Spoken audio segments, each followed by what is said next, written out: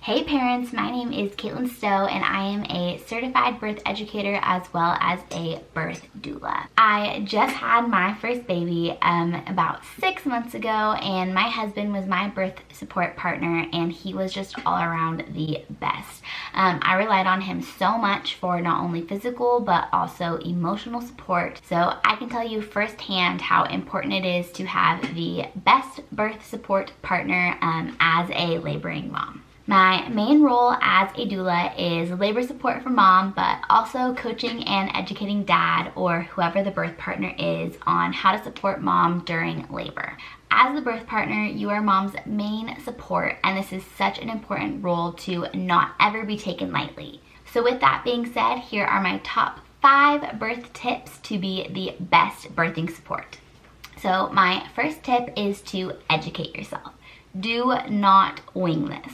Preparing yourself on how birth works and what to expect beforehand are so important. Some important examples and topics to educate yourself on are physiological birth and birth hormones and the natural birth process, female anatomy and the pelvis and how it pertains to birth, your own fears and unwanted or unexpected situations, and common interventions that can happen during the birthing process.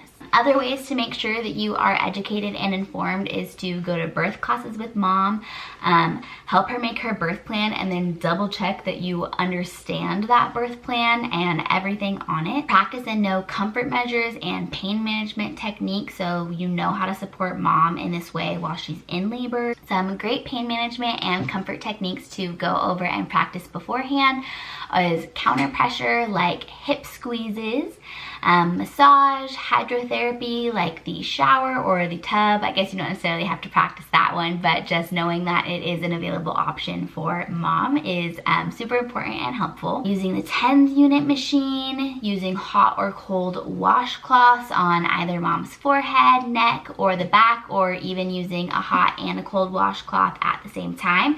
This is a little bit to do with the gate theory of pain, which you can look that up and educate yourself on that as well. And the use of a labor comb, which is literally just a comb that you can have on hand for mom to squeeze in her palm during contractions in order to just kind of help distract her and bring more sensations to the body.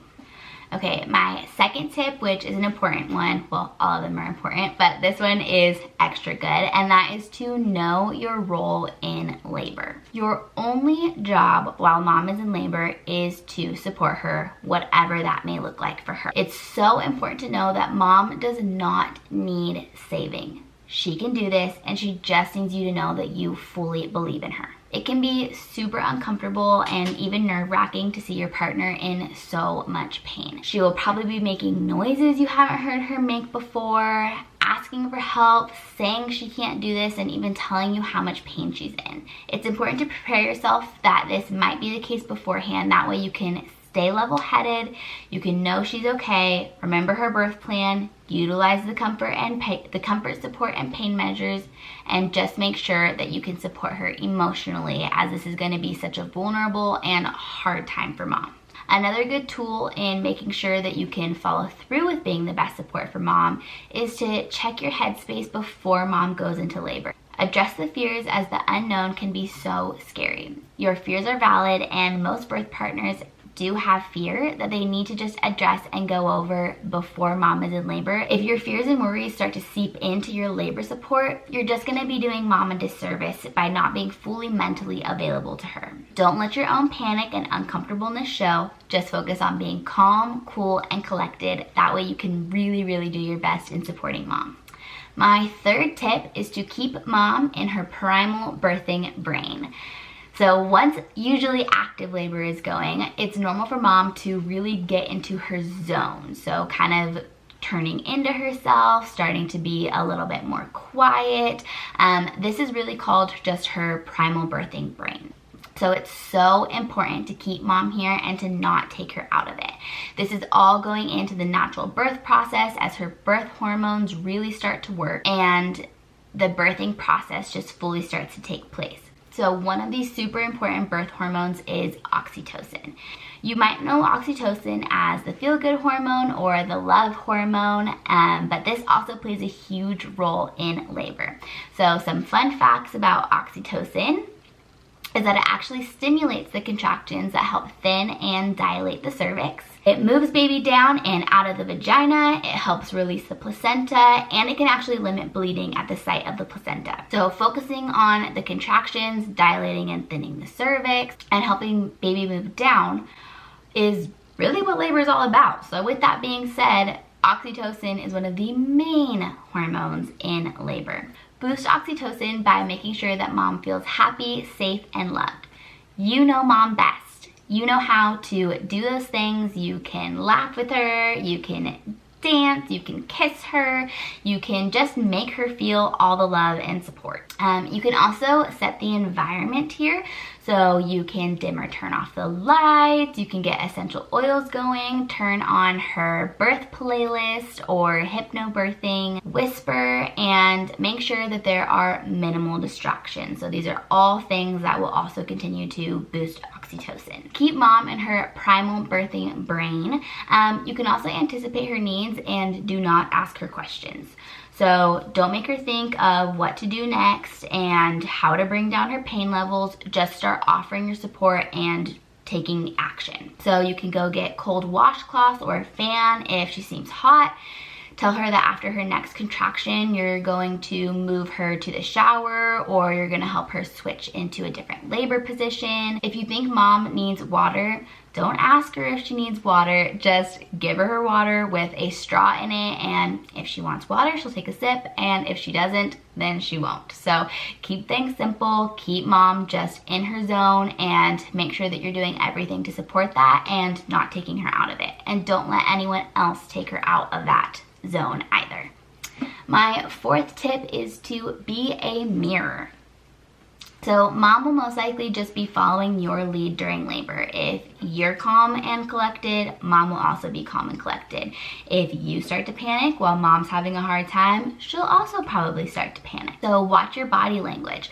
Make sure that you're relaxed and fluid in your motions because we want mom to mirror you. Utilize breath work and breathe with her. Have her match your pace, count breaths with her. Just make sure that she's aware of her breathing, and have her follow you. So it doesn't really matter what mom's breaths are as long as she's not hyperventilating, but just make mom aware of that. So one of the ways to do that is literally just by looking her in the eyes and either just start breathing and she'll match you, again, be the mirror, or start counting or start making noises in your breath. That way she has something to focus on. So some examples of this would be to take a deep breath in, count to 4, and then exhale 4, 3, 2, 1, and just keep doing that over and over as mom is matching with you and able to get control of her breathing, or again, just something to focus on. Breath work can be something that is super important and super great tool during labor just to help mom stay focused and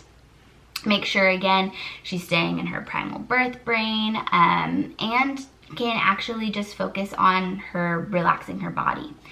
Another way to do this, which it might sound kind of funny when you're not in labor or having someone support labor, but a good way if mom is kind of hyperventilating, it's going to be really hard to get her to like take that deep breath and just be really slow. So you can actually be making noises. So on the inhale, you can say he. On the exhale, you can say who. So again, this will be kind of a quick way of that transition from hyperventilating, but still letting her focus. It'll sound like this.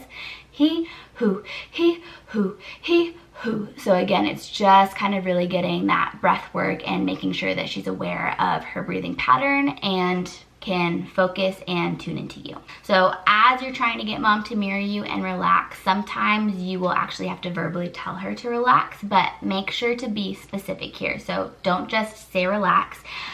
Instead, you can tell her to drop your shoulders, release your jaw, to loosen her forehead, to not fight the surge and embrace it. You can tell her to relax her butt. You can encourage her, tell her that you believe in her, that she has this. Her body knows what to do to open, relax, relax and release. So just again, support and encourage. You are going to be so beneficial here for mom. So another thing in being a mirror for mom and that relaxation is going to be kind of some grounding techniques. So mom might need grounding, usually I'd say like during transition in labor. So she might be kind of freaking out at a point, to just say it lightly. So either that hyperventilating, really thinking that she can't do this, not being able to focus or calm down. So what you can do is you can just give mom a firm touch, so like a squeeze on her forearm, and just look her in the eyes, reassure her that she's safe and you are there for her. My last and final tip here is to advocate for mom. So get comfortable with asking questions and with saying no to interventions. Mom is going to be in the middle of labor and is going to need you to be her advocate. Discussing with her potential interventions and their benefits or risks in between contractions is, one, gonna get mom out of her birthing primal brain.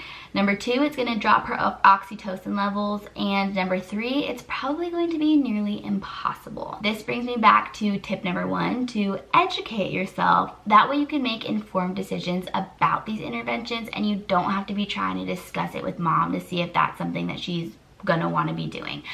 You can also, again, make sure to include this in the birth plan and make sure that you guys talk about this. That way you just know and can make those decisions. So some examples of really common interventions are utilizing Pitocin to speed up labor, manually breaking mom's water, giving her an IV to hydrate her, cervical exams, and a lot of the times these interventions actually aren't even medically necessary. So make sure to ask why, and if it's not medically necessary, get comfortable with just saying no. So just to recap, my top 5 tips are to educate yourself, to know your role in labor, and that is to support mom and not to save her, to boost oxytocin and to keep mom in her primal birthing brain, to be a mirror, and to advocate for mom and her wishes. If you found all of this information helpful, I also created a birth partner support guide. The link to that will be in the description below. This guide will go over some of the things that I just said. It'll go over how to support moms during each stage of labor, labor positions to be in that will help birth progress during each stage of labor, as well as some comfort measures and relaxation prompts. So again, check that out below this video, and don't forget to subscribe. Thank you guys so much for watching. Bye!